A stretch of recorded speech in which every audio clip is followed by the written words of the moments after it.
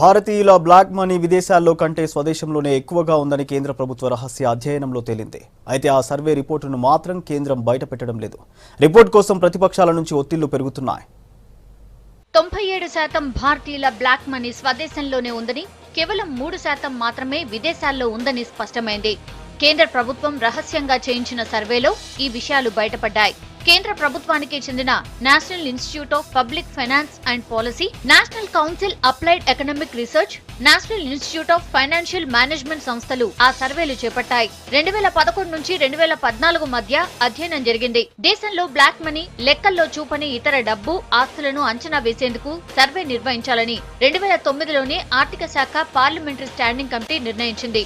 ఈ ప్రతిపాదనకు 2010లో అప్పటి ఆర్థిక మంత్రి ప్రణబ్ ముఖర్జీ ఆమోదం తెలిపారు. చివరకు 2011 మార్చి 21న NIPFP, NCAER, NIFMలకు సర్వే బాధ్యతలను అప్పగించింది కేంద్రం. 2013 డిసెంబర్లో NIFP, 2014 జూలైలో NCAER, 2014 ఆగస్టులో NIFM రిపోర్టులను సమర్పించాయి. NIPFP సర్వే ప్రకారం 1997 నుంచి 2009 మధ్య విదేశాలకు వెళ్లిన బ్లాక్ మనీ దేశ జీడీపీలో 0.2% నుంచి 7.4%గా తేలింది.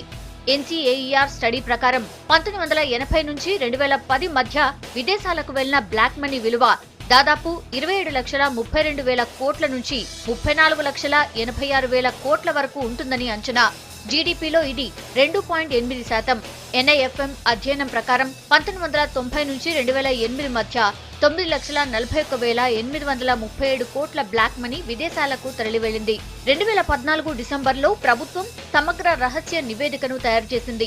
దాని ప్రకారం 97% బ్లాక్ మనీ ఇండియాలోనే ఉందని నిర్ధారణకు వచ్చింది కేంద్రం.